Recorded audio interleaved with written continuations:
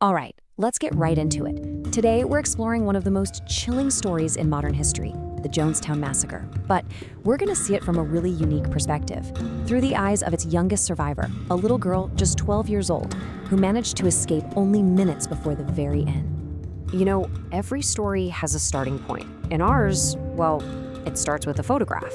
If you just glanced at it, you might not think anything of it. It looks pretty ordinary. But this picture, taken just moments before everything fell apart, is hiding a truly horrifying secret. It's a snapshot of a supposed utopia that's about to be completely unmasked. So where are we? We're deep in the jungles of Guyana, in South America. The date is November 18th, 1978, a day that is about to go down in infamy. And the scene is just pure chaos. On this remote, dusty airstrip, an attack breaks out and 5 people are shot dead. In all the violence, a young girl completely vanishes into the jungle. And then, just 24 hours later, the world learns of a tragedy on a scale that's almost impossible to comprehend. 918 people found dead. So what on earth happened here? And how did one child get away? It all comes to a head in this frantic, absolutely desperate scene at the Port Kaituma airstrip. This is the exact moment where the so-called paradise of Jonestown finally and just violently imploded. So, here's the critical moment. U.S. Congressman Leo Ryan is there investigating claims of abuse, and he's about to leave with more than a dozen people who want out, including the Parks family. But just as they're boarding the planes, this truck from Jonestown comes speeding onto the runway. Gunmen jump out and just start shooting. Congressman Ryan is killed. So is Patricia Parks. And her 12-year-old daughter, Tracy, sees the whole thing happen, forcing her and 4 other kids to make a desperate run for the only cover they can find, the jungle. Can you even imagine? In the middle of all that gunfire and chaos, Tracy's father, Gerald, has to make an absolutely impossible choice. He knows he can't protect them out on the open airstrip, so his only hope is to send his children running into one of the most dangerous jungles in the world with those haunting instructions. And that really is the central question, isn't it? How does a movement that promised a perfect society, a utopia, how does it end in such unbelievable bloodshed and horror? To really get that, we have to go back to the beginning. It all began with the promise of a very charismatic leader, a man named Reverend Jim Jones. He offered people salvation, sure, but not just for their souls. It was salvation from the fears of the world. This timeline really shows you how that promise grew and grew. Back in the 60s, you've got the Parks family, gripped by Cold War anxiety, and they followed Jones to California. By 73, he's selling them on an even bigger dream, a paradise city down in Guyana. But look at this last part. This is what's so telling. Even when reports of abuse start surfacing in 1977, people kept moving to Jonestown. That's just how powerful that dream had become. And this quote right here, it gets to the very heart of it. Tracy believes her father's intentions were completely pure. You see, they weren't looking to join a cult. They were following a man they genuinely believed was good, someone who promised them safety and a real community. So how did he build that incredible faith? Well, it was all manipulation.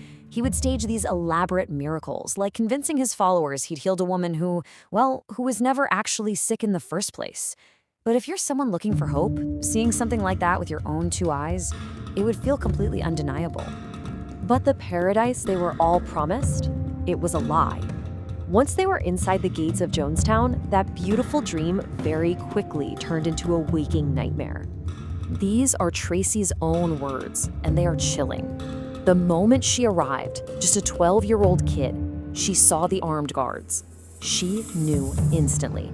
This wasn't a sanctuary, it was a prison. The promise of heaven had led them all directly to the gates of hell. Life inside was just this grueling, endless cycle of control. Days started at 6 a.m. sharp with guards shouting at everyone. The food was scarce, often contaminated with bugs. The labor was punishing from sunrise to sunset. And the nights were stolen by Jones's rambling, hours-long sermons, where if you dared to fall asleep, you'd get hit with a cane. And then there were the white nights. This was probably the most psychologically damaging tool he had. He would gather everyone together and force them, even the little kids, to drink a punch, telling them all that it was poisoned. It was a twisted loyalty test, yes, but it was also a brutal, terrifying rehearsal for the final act. So this oppressive reality, this is what Congressman Leo Ryan walked into. And the residents knew, they just knew, this was their one and only chance. They had to somehow break through the elaborate performance that Jones had built for the outside world. So on one side, you have the show Jones put on for visitors, all the singing, dancing, people claiming they were so happy. But this slide shows you the grim reality behind that curtain. Families were torn apart, their passports were taken away, and there was constant surveillance. The desperation got so bad that someone risked everything to secretly pass a reporter a note. It just said, "Help us get out of Jonestown." This was the moment. The moment the dam finally broke. Gerald Park, Tracy's dad, walked right up to the congressman and just spoke the simple, terrifying truth. And that single act of courage is what set in motion the horrible events that would unfold at the airstrip. Which brings us right back to the chaos. As Tracy and the other children were running for their lives in the jungle, back at the compound, Jim Jones was kicking off his horrific final plan. For 3 days, 3 whole days, 5 children were lost in that jungle. They were sick, they were terrified, totally alone, and absolutely convinced that Jones's men were out there hunting them. They survived on pure will, driven by the faint sound of a generator they hoped would lead them back to safety. And while those kids were fighting to survive, this was the grim reality back at the settlement. 918 men, women, and children died, most of them by drinking a cyanide-laced fruit punch, the final horrific white night. And what's so chilling is that the whole thing was recorded. On this tape, you can actually hear Jones ordering his followers to their deaths, calling it some kind of dignified revolutionary act, all while the cries of children echo in the background. This wasn't a mass suicide. It was a mass murder.